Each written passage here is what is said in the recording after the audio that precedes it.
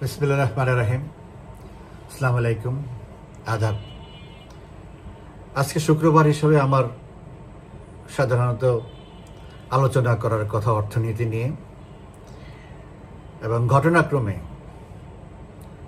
আপনাদের সবার মনে আজকে অর্থনৈতিক একটি বিষয়, আমেরিকার শুল্ক, এটা নিয়ে অনেক উদ্বেগ, উৎকণ্ঠা, উচ্ছ্বাস, অনেক কিছুই দোল খাচ্ছে। আমিও আশা করব বিভিন্ন তথ্য উপাত্ত আলোচনা সমালোচনার ভিত্তিতে যতটুকু আমি জেনেছি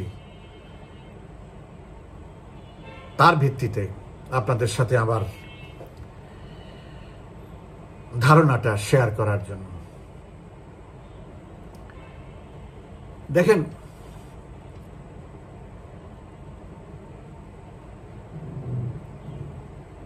ডেভিল ইনুস আজকে একটা বিবৃতি দিয়েছে। এই শুল্ক 35% থেকে 20% করার জন্য এটা নাকি কূটনৈতিক সাফল্য এবং কূটনৈতিক শক্তিমত্তার পরিচয় দিয়েছে। আর জ্বালানি উপদেষ্টা, বাণিজ্য উপদেষ্টাকে তার সাফল্য হিসাবে, তার ক্যারিশমা হিসাবে এটাকে দেখছে। কোনো কোনো পত্রিকা বা কোনো কোনো সাংবাদিক নিরাপত্তা উপদেষ্টা বাটপার খলিলকে এর জন্য কৃতিত্ব দিচ্ছে। এখন আসলে কি আমাদের এখানে কোনো সাফল্য আছে? কি সাফল্য, নাকি ব্যর্থতা? কি সেই ব্যর্থতা? আমরা কি লাভবান হলাম, নাকি আমরা জাতীয়ভাবে বিরাট ক্ষতির সম্মুখীন হলাম? এটাই এখন বড় প্রশ্ন। আমি আমার ফেসবুকে সংক্ষেপে কয়েকটি বিষয় আমি আলোকপাত করেছি। এটা এত একটা বড় ব্যাপার, যেটা নিয়ে আলোচনা করতে 2-3 ঘন্টা আলোচনা করা যাবে, তারপরে হয়তো শেষ করা যাবে না। কিন্তু 25-30 মিনিটের মধ্যে এত একটা বিশাল ব্যাপারকে বোধগম্য করে, আন্ডারস্ট্যান্ডেবল একটা ব্যাখ্যা সামনে আনতে একটু অনেক জায়গায় একটু কাটছাট করতে হবে। আমি জানি না আমি এত বড় ব্যাপারটা কি কতটুকু সংক্ষিপ্ত করে আমার ভাবনা, আমার ধারণা, আমার উপলব্ধিকে আপনাদের সাথে শেয়ার করতে পারবো, তবু আমি চেষ্টা করছি। প্রথমত হচ্ছে, আমরা কি লাভবান হলাম? যদি আপনি দেখেন যে 35% শুল্ক ছিল, সেটা এখন 20% হয়েছে। ইনফ্যাক্ট আগের 15-16% যোগ হয়ে এইটা এখন 36% হলো। তাতে কি লাভটা হলো? আমি কিন্তু 2-3 দিন আগে বলেছি 10%, 15%, কারণ আমি তারও অনেক আগে আমি বলছি যে এটা 20%-এর কাছাকাছি আনতে পারবে। কেন আমি তখন এটা বলেছি? কারণ হলো এটা হলো দর কষাকষির ব্যাপার, এটা ফিক্সড কোনো বিষয় না। যেমন আপনি কোনো দোকানে গেলে বা কোনো জায়গায় গেলে যদি ফিক্সড প্রাইস হয়, নন নেগোশিয়েবল, আপনাকে ওই প্রাইসটাই দিতে হবে। আর এটা হলো নেগোশিয়েবল, নট ফিক্সড। এখন যেটা নেগোশিয়েবল, দর কষাকষির অপশন থাকে, সেখানে পণ্যের সঠিক মূল্য যা, তার থেকে বা আপনি যেই দামে আসলেই বিক্রি করবেন সেই দাম থেকে আপনি বাড়তি দাম চাইবেন। কাস্টমার আপনার সাথে কথার মার পেঁচে নেগোশিয়েট করে আপনার কাছ থেকে সে চাইবে যত কমিয়ে নেওয়া যায়, আপনি চাইবেন যত বাড়িয়ে নেওয়া যায়। এই তো ব্যাপারটা। তো ট্রাম্প যে খেলাটা খেললো, সেই 49% থেকে শুরু করে 10% পর্যন্ত এক একজনকে এক এক জিনিস দিয়া নেগোশিয়েট করলো, কারণ তার প্ল্যানই ছিল এটা, সে 20% আনবে। এবং এই যে আমাদেরকে যে ধমকটা দিল 35% দেখিয়ে, এই ধমকে আমরা কাবু হয়ে গেলাম। প্রথম কাবু হওয়ার কারণ হচ্ছে, এবং প্রথম এবং প্রধান কারণ হচ্ছে, ডেভিল ইনুস হচ্ছে অবৈধ। সে টিকেই আছে আমেরিকার দয়া মায়ার উপরে, অতএব তার নড়াচড়ার কোনো সুযোগ নাই, বাড়তি কথা বলার সুযোগ নাই। যদি ট্রাম্প সাহেব মাইন্ড করে, এই জন্য বাড়তি কিছু বলতেও যাবে না। তা এখন কি? এখন হলো ট্রাম্পের লোন আদায় করার ব্যাপার। কি কি আদায় করতে পারে সে ইচ্ছা মতো, দুর্বল গরু পেয়ে ইচ্ছা মতো সে কাটছে।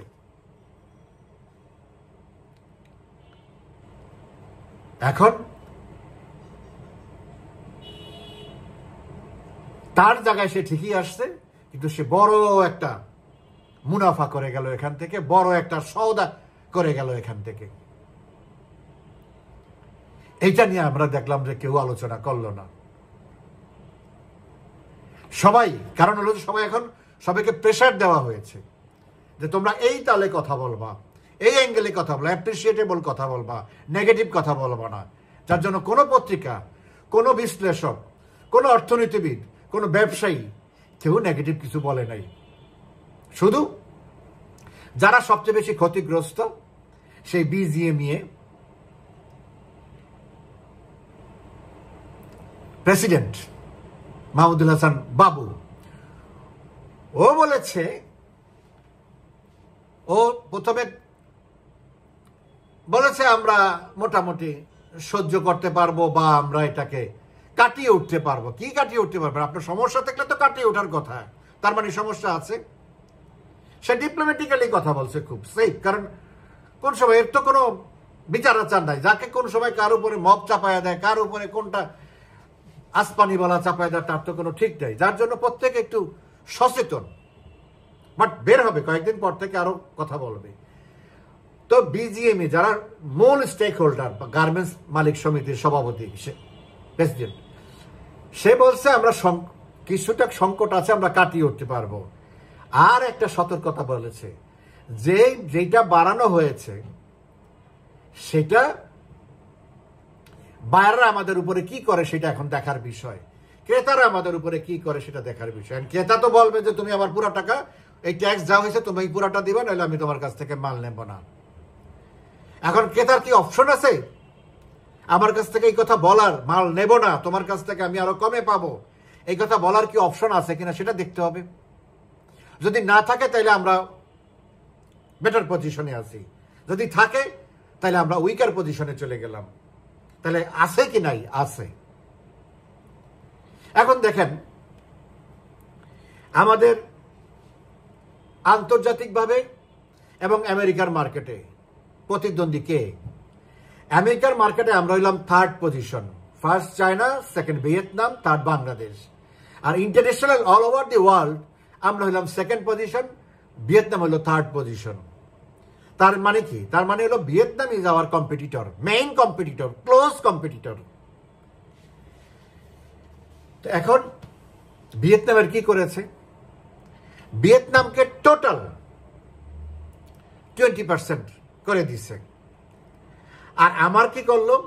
আগের 16% আর এখন হলো 25-20%, 36%। তাহলে কি দাঁড়াইলো? আপনি যদি 20% পান, আপনি কেন 36% ট্যাক্স দিয়ে, মানে এই ট্যাক্সে আমার তো দামটা বেড়ে গেল, তাহলে এই বাড়তি দামে কেন নিবে? ওই জন্যই বললাম যে অপশন আছে কিনা, there is option, there is an option, that is Vietnam. আমরা তো মাত্র $8 বিলিয়ন আমেরিকাতে রপ্তানি করি, ভিয়েতনাম $125 বিলিয়ন আমেরিকাতে রপ্তানি করে। এখন আপনি জিতলেন কোথায়? আমাদের এখানে সবাই খুব অনেকেই ভারত ভারত করতেছে। আমি ভারত নিয়ে কালকে কথা বলবো, একটার মধ্যে আরেকটা মিক্স করতে চাই না। ভারত নিয়ে চিন্তা করে আরেকজনের কি হলো সেই চিন্তা আমার করা দরকার, আমার কি হচ্ছে সেটা দেখার বিষয়। তো এখন কি দাঁড়ালো? প্রথমত হলো আমরা বেটার পজিশনে নাই। আমি গতকাল পরশুদিন না কবে বলছি যে আমাদেরকে কমাইলো সেটা যদি 20% 25%ও আনে, তারপরেও আমরা হায়ার পজিশন। তার মানে কি, আমরা যদি ভিয়েতনামের সমান সমান আসতাম তাইলে আমি বেটার পজিশনে থাকতাম। আমরা তো ভিয়েতনামের সমান না, ভিয়েতনামের থেকে 16% লেস বেশি আমার ট্যারিফ। তাহলে আমি সুবিধাটা কিভাবে নিব? এই হলো একদিক। এটা সাফল্য বলল, এটা হলো এই ধোঁকাবাজি হলো এই এক জায়গায়। এখন কথা হচ্ছে আপনি এই 15% তো এমনি কমাইতো, ও ধমকি দামকি দিয়া ধাপ্পাবাজি করে আমার কাছ থেকে সুবিধা নিয়ে তাই 15% এমনি কমাইতো, কমাই দিল। দেখেন আফগানিস্তানের মতো দেশ, তাকে ট্যারিফ দিল মাত্র 15%। ভেনেজুয়েলা, আফগানিস্তান কিন্তু আমেরিকার শত্রু দেশ, ভেনেজুয়েলার উপরে শত শত স্যাংশন, শত্রু দেশ। ভেনেজুয়েলার প্রেসিডেন্টকে ওরা স্বীকারই করে না, স্বীকৃতিই দেয় না। সেই ভেনেজুয়েলাকে ওরা 15% ট্যাক্সে আদায় আনছে। তা আপনার সাথে কি বিরোধটা করলো? শত্রুকে যে অনেক আপনার চেয়ে অনেক কম দেয়, তা আপনাকে খাতিরটা করলো কি? আপনার কূটনৈতিক সাফল্যটা কোথায় আসলো? আপনি কেন এটা করছেন? এই 15% শো করতেছেন কেন যে আপনি বিরাট কিছু করে ফেলছেন? কারণ আপনি জানেন যে গার্মেন্টস সেক্টর এবং এক্সপোর্ট সেক্টরে অন্তত 1 কোটি লোক সরাসরি কাজ করে। তারা বসে আছে এই সাফল্য ব্যর্থতার জন্য। তারা এসব যমুনার পানি সব ভাসায় দিবে বুড়িগঙ্গায়, তাও তো ডোট নিতে পারবে না, বঙ্গোপসাগরে পাঠিয়ে দিবে। এই ভয়ে আপনি ক্যামোফ্লাইজ করতেছেন যে আপনার সাফল্য ওইটা সেটা। এইটাই তো ভুল। আজকে আমি কথা বললাম, কালকে আরো অনেকেই কথা বলবে, চোখ খুলে যাবে। শুধু এখানেই না, আপনি কি দিলেন? দেশের লাভ করলেন না ক্ষতি করলেন? প্রশ্ন হলো এইটা। আপনি দেশের অবর্ণনীয় ক্ষতি করেছেন, অপূরণীয় ক্ষতি করেছেন। এই ক্ষতি কোনোদিনও পূরণ হবে না, কোনোদিনও না, কোনো সরকারের পক্ষে পূরণ করা সম্ভব না। কারণ কি? কারণ হচ্ছে আমেরিকা এমনই একটা দেশ, যেই সরকারি ক্ষমতায় আসুক পরে সে চাইলেও আমেরিকার সাথে চুক্তি বাতিল করতে পারবে না, সেখান থেকে সরে আসতে পারবে না, সাথে সাথে স্যাংশন দিয়ে 12টা বাজিয়ে দিবে। So no one will dare to cancel their agreements. এই ফাঁদে ফেলে দিয়েছে। আর আমি যতই বলবো ইউনূসের চুক্তি করার অধিকার নাই, সে অবৈধ লোক, সে সেটা বুঝে নাই, যত কিছুই আমরা বলি কোনো লাভ নাই। এটা বলবোই না আমরা ভয়ের চোটে। আমেরিকার সাথে চুক্তির ডিমেরিটসটা হলো এই, আপনি যেই করুক, আপনি এখান থেকে সরে গেলে আমেরিকা 12টা বাজিয়ে দিবে। ওর কাছে নানান টুলস আছে আপনাকে ধসায় দেওয়ার জন্য। সো এত বড় ক্ষতি করলো, এদের ক্ষতিটা কি? দেখেন, রাজনৈতিক ক্ষতি আছে, অর্থনৈতিক ক্ষতি আছে। আমি অর্থনৈতিক ক্ষতিটা আগে বলি। আপনি 25টা বোয়িং কিনতেছেন, আমার বোয়িং এর দরকার নাই, আমার প্লেন বসে থাকে, ডেস্টিনেশন ক্লোজ হয়ে আসতেছে, বিভিন্ন ডেস্টিনেশন আমাদের স্টেশন বন্ধ হয়ে আসতেছে, সেখানে আমার এমন না যে আমার এয়ারক্রাফট শর্ট। আপনি 25টার অর্ডার দিয়ে দিলেন, এখন 25টা কি বোয়িং, আপনার কাছে বোয়িং এর আগের 10টা আছে না, ড্রিম লাইনার। আপনি তো ওই লেভেলের আরো 10 বছর আগে আপনি কিনছেন ড্রিম লাইনার। তো ড্রিম লাইনারের নিচে তো আপনি কিনতে পারবেন না 777-300, এর নিচে তো আপনি কিনতে পারবেন না। তো ড্রিম লাইনারের ওই ড্রিম লাইনার 777-300 এর প্রাইস হলো অল অন এভারেজ $400 মিলিয়ন। এখন আপনি তো আরো অপশন বাড়াবেন, আগের যা আছে তার থেকে তো অপশন কমানোর সুযোগ নেই, বাড়াবেন। আমি বাদ দিলাম বাড়ানোর, আগেরটাই নিলেন। তাহলে $400 million is aircraft cost means $10 billion. 25টা $400, 400 মিলিয়ন করে 1000 মিলিয়ন, 10,000 মিলিয়ন আসে, তার মানে $10 বিলিয়ন আসে। $10 বিলিয়ন বাংলাদেশের ইকুইভ্যালেন্ট টাকা হলো 1,23,000 কোটি টাকা। এই টাকা আপনি কোত্থেকে দিবেন? কে দিবে আপনাকে এই টাকা? কেন দিবে? আমার প্রয়োজনটা কি?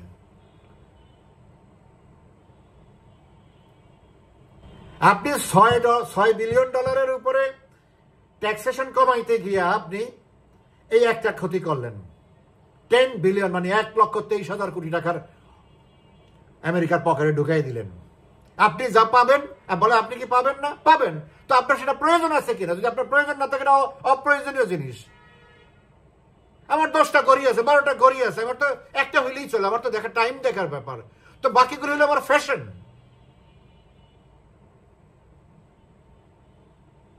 তখন আপনি ড্রিম লাইনার আনবেন এখানে ফ্যাশনের জন্য, বসে বসে বসে বসে আপনি এগুলি চালাবেন।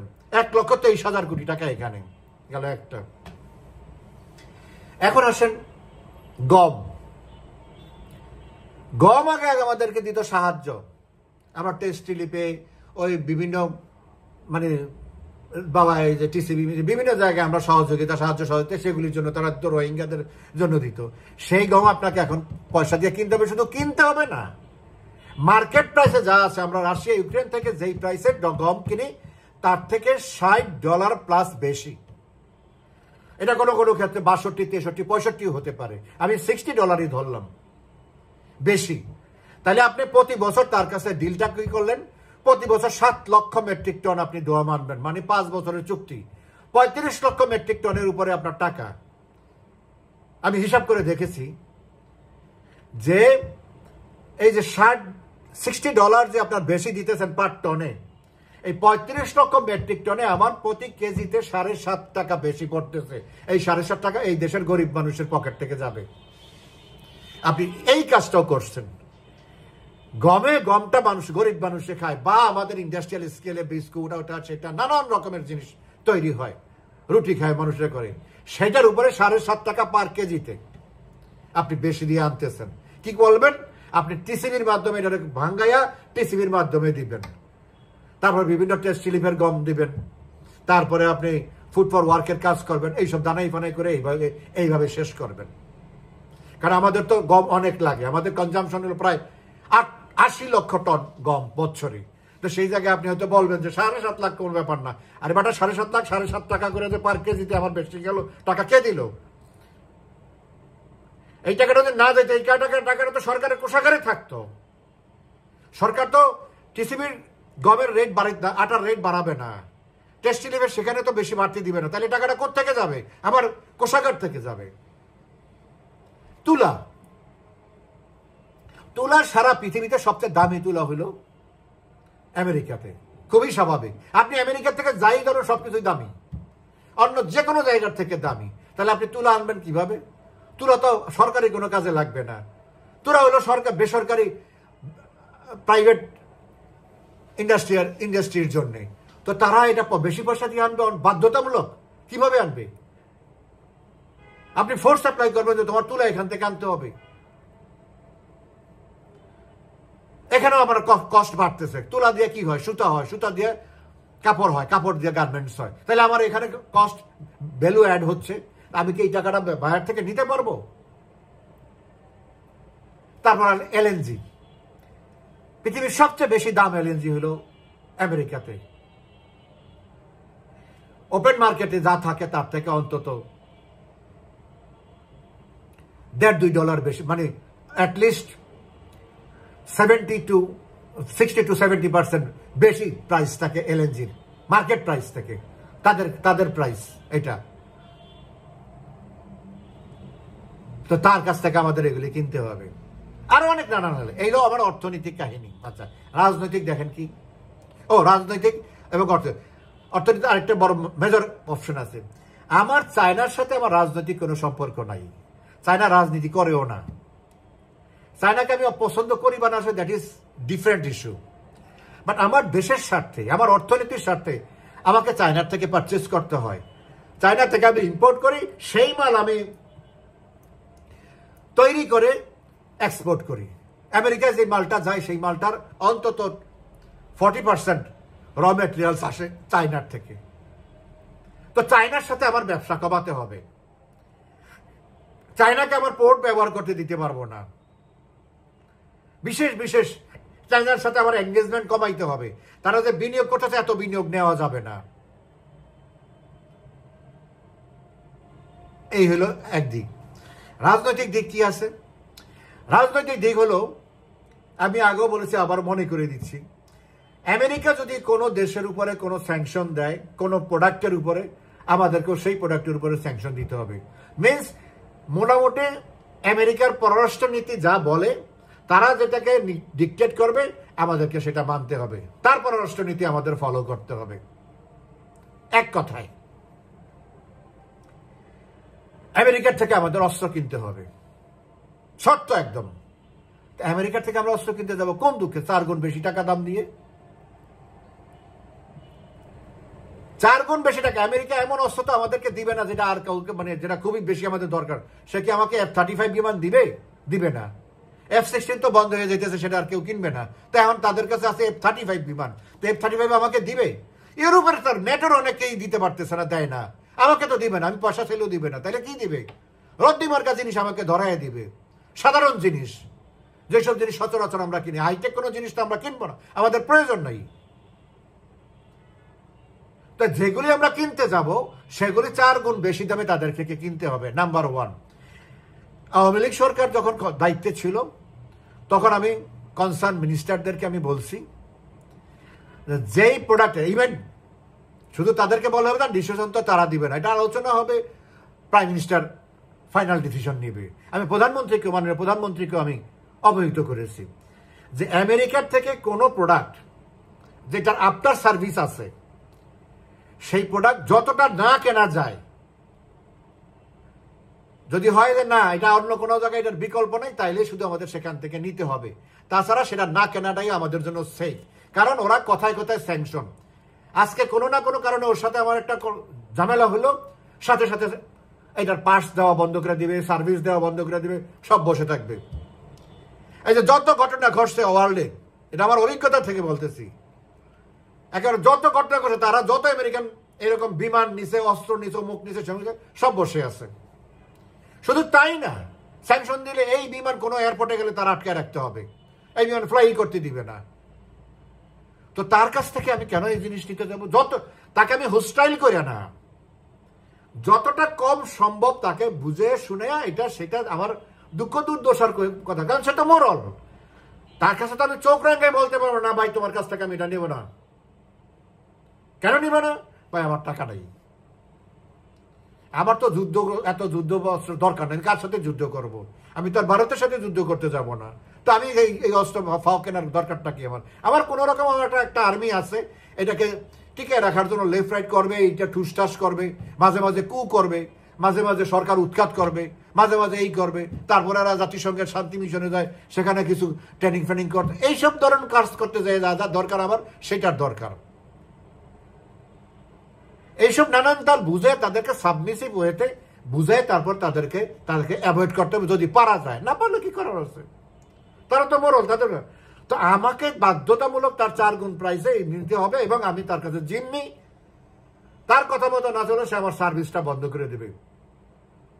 তো শুধু অস্ত্র না, বিমানের ক্ষেত্রেও তাই একই ঘটনা। তাহলে আমার বিমান বসে যাবে, আমার অস্ত্র বসে যাবে, বিভিন্ন জিনিস, আমি যদি প্লেন নেই বা অমুক নেই সেমুক নেই, টেকনোলজিক্যাল কোনো জিনিস নেই, সব বন্ধ করে দিবে। তো সেই কারণে এইগুলো আরেকটা জিনিস। আর চট্টগ্রামের পোর্ট দিতে হবে তাদের নমিনেটেড ডিপি ওয়ার্ল্ডকে, এবং আরো রাজনৈতিক কিছু শর্ত আছে এইটার জন্য। এবং এগুলি যে প্রকাশ করা যাবে না, non disclosure agreement NDA sign করছে, এই সাইন করার ক্ষমতাই তো এখতিয়ারই তো এই ডেভিল ইনুসের নাই। সে বসে আছে, এখন সে প্রকাশও করবে না, করতে পারবে না। প্রকাশ করতে গেলে আমেরিকা তাকে ডিফল্টার করে, তখন তাকে তো আর কিছু করবে না, বাংলাদেশের উপরে স্যাংশন ম্যাংশন চাপে একটা হুলস্থুল বাজায় দিবে। এবং আরো কিছু ঘটনা আছে, যেসব সুবিধা দেওয়া হয়েছে হিডেন, এগুলি গোপন, এগুলি প্রকাশ করা যাবে না, যেটা ইউরোপিয়ানরা জানতে চাইছে এবং জানবেও তারা কোনো না কোনো দিন, এবং একই সুবিধা তারাও চাইবে। তাহলে এখন দেশটার ক্ষতিটা কি করলো এখন বুঝতেছেন? কি লাভটা করলো তারা? আমাদের ভবিষ্যৎকে আমাদেরকে কত বড় ফাঁদে ফেলে দিল। আমরা আমেরিকার কাছে জিম্মি হয়ে গেলাম।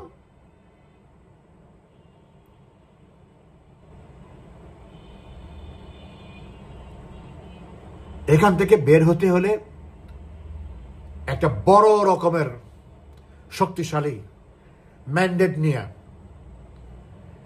সরকার আসতে হবে, যেটা আওয়ামী লীগ ছিল। জনগণ থাকতে হবে। ওই ভুয়া নির্বাচন করে আসলেও তাও আরো অবস্থা খারাপ হবে। তখন সরকার শক্তিশালী পজিশন থাকবে, তখন আস্তে আস্তে হুটহাট কিছু করতে পারবে, নেগোসিয়েট করতে হবে, চুপচাপ এটা সেটা করতে হবে। এতই যদি হয়, আমি একটা কথা বলতে চাই আজকে, সেই শেষ কথা বলার আগে এইটুকু বলতে চাই যে এখন লাস্ট পজিশনটা দাঁড়াইলো কি, আমি আঙ্গুল বাঁচাইতে গিয়ে পুরা হাত আমি কেটে ফেললাম। এই হলো জিস্ট। এইটাকেই ওরা এখন সাফল্য হিসাবে প্রচার করতেছে।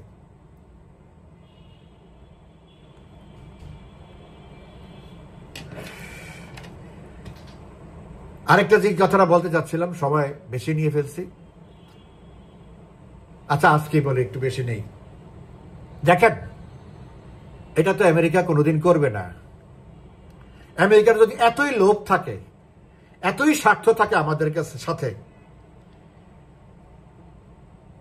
আমেরিকা একটা কাজ করুক, সেটা তো করবে না, যে বাংলাদেশকে ইউনিয়ন স্টেট করুক। তার মানে এই না যে আমি আমেরিকার রাজ্য কথা বলছি, না, ব্যাপারটা সেরকম না। ব্যাপারটা হলো যেমন ইউরোপিয়ান, আমি বেলারুশ, রাশিয়া বা ওই অন্যান্য দেশ সেগুলি বলছি, আমি পশ্চিমা দেশের কথাই বলতেছি, ইউরোপের কথা, ইউরোপিয়ান ইউনিয়নের কথা। ইউনিয়নটা কি? ইউরোপিয়ান ইউনিয়ন সব দেশ, 27টা দেশ আছে এখানে, প্রত্যেকেই স্বাধীন এবং সার্বভৌম দেশ। প্রত্যেকেরই নিজস্ব সিদ্ধান্ত নেওয়ার ক্ষমতা আছে, তাদের জাতীয় সঙ্গীত আছে, পতাকা আছে, দেশ আছে, ইতিহাস, এভরিথিং ইজ ফাইন, কোনো সমস্যা নেই। তাহলে কি এখানে ইউনিয়ন হয়ে লাভটা হবে কি? ইউনিয়ন হয়ে লাভটা হলে ওই ইউনিয়নের পররাষ্ট্র নীতি নির্ধারণ করে এক জায়গায়, কিন্তু তারপরে যে আপনি পররাষ্ট্র নীতি করতে পারবেন না তা না, কিন্তু সেটা ইউনিয়নের প্রিন্সিপালের বাইরে যেতে পারবে না। মুদ্রা এক, তা আমার দেশের টাকা বাতিল হয়ে যাবে, তখন ডলার আমার মুদ্রা, আমার সাথে ভিসা কোনো রেস্ট্রিকশন থাকবে না। Anyone any time can fly to anywhere in the world, USA. এইসব সুবিধাগুলি সম্বলিত। তো তুমি আসো, আমার নিরাপত্তার দায়িত্ব তুমি নাও, আমার আর্মির দরকার নাই, তোমার আর্মি থাকুক, সমস্যা নেই। তাহলে আমার কেউ ধমক দিতে পারবে না, কেউ দিতে পারবে না, ফাইন, তুমি আমার নিরাপত্তার দায়িত্ব নাও, আমার অস্ত্র কেনার দরকার নাই। আর আমার 50,000 কোটি টাকা এই সামরিক বাহিনীর পিছনে আমার খরচ করার কোনো দরকার নাই। আমার দেশের কারেন্সি ডলার হবে, আমার দেশের লোক যখন তখন আমেরিকা যাবে, আসবে, চাকরি করবে, খাবে। ইউরোপিয়ান ইউনিয়নে কি হচ্ছে? এই তো হচ্ছে। তো আমাকে পারলে তুমি, আমার পতাকা থাকবে, আমার জাতীয় সঙ্গীত থাকবে, বাংলাদেশ থাকবে, বাংলাদেশের নাগরিক আমরা সবই ঠিক থাকবে। যেমন ফ্রান্সের নাগরিক, জার্মানির নাগরিক, ইটালিয়ানরা ইটালিয়ান নাগরিক, তাদের সবকিছু ইতিহাস ঐতিহ্য সব ঠিক আছে, আমারও সব ঠিক, আমার মুক্তিযুদ্ধ, আমার কৃষ্টি কালচার সব ঠিক থাকবে। তো এতই যদি দরকার থাকে আমাদেরকে, তো পারলে ইউনিয়ন স্টেট করো। আমি তো মনে করি এই দেশের 99% লোক সেটার পক্ষে থাকবে, কারণ সেটার পক্ষে থাকার অনেক যুক্তি আছে। তাহলে আমরা একবারে ধনী হয়ে গেলাম, আমার বাংলাদেশ থাকলো, আমার জাতীয় সঙ্গীত থাকলো, আমার রক্তে রাঙানো পতাকা থাকলো, আমার বাংলা ভাষা থাকলো, সবই ঠিক থাকবে। হোক, সমস্যা কি? এতই যদি আমাদেরকে তো আমাদের সেটা না করে আপনারা আমাদেরকে, আমেরিকা আমাদেরকে বুটের তলায় রাখবে, দাঁতের তলায় রাখবে, যখন তখন চট থাপ্পড় মারবে। আমরা গরিব মানুষ, আমাদের টাকা রক্তের মানে গাম বিসর্জন দিয়ে, রক্ত বিসর্জন দিয়ে আয় করি আমরা, সেই আয়ের টাকা তারা এইভাবে লুটপাট করে নিয়ে যাবে, ধমক দেওয়া, ক্ষমতা দেওয়া। সেই দুঃখে আমি এই কথাটা বললাম।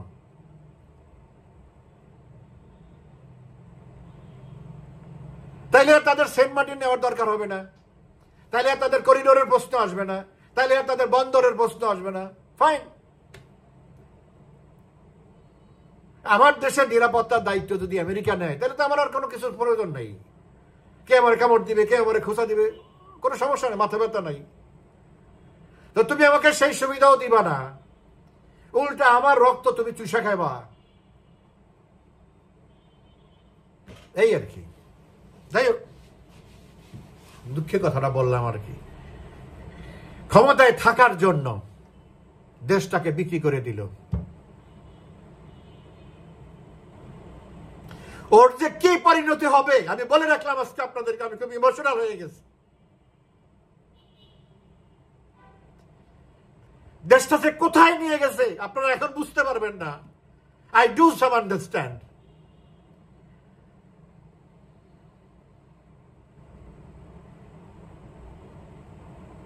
এখান থেকে কোন রাস্তা নেই বের হওয়ার। আমি জানি না প্রধানমন্ত্রী শেখ হাসিনা যে কালকে এসেও বসে এখান থেকে কিভাবে সে বের হবে। আমি তো এক কথাই বললাম যে আমেরিকার যে চুক্তি করা হয়েছে সেই চুক্তিতে বাতিলের প্রশ্নই কেউ আনতে পারবে না, ভাবতেও পারবেন না আপনারা কতটা জঘন্য কাজ গদ্দারি সে এই জাতির সাথে করেছে। যাই হোক, ক্ষতি আমাদের যা হয়েছে হয়েছে। এই দেশের জনগণকে বুঝাইতে হবে, জানাইতে হবে যে সে কত বড় ক্ষতি করছে। জনগণ রাগে ক্ষোভে ওর মাংস ছিঁড়ে ছিঁড়ে ছিঁড়ে ছিঁড়ে কাককে খাওয়াবে। তাইলেই যদি আমাদের শান্তি হয় না। আমরা নব্য মীর জাফরকে আমরা শাস্তি দিতে পারছি আমাদের সাথে দেশটাকে সাথে গাদ্দারি করার জন্য, তখনই আমাদের আত্মা কিছুটা হলেও শান্তি পাবে। ধন্যবাদ, ভালো থাকবেন।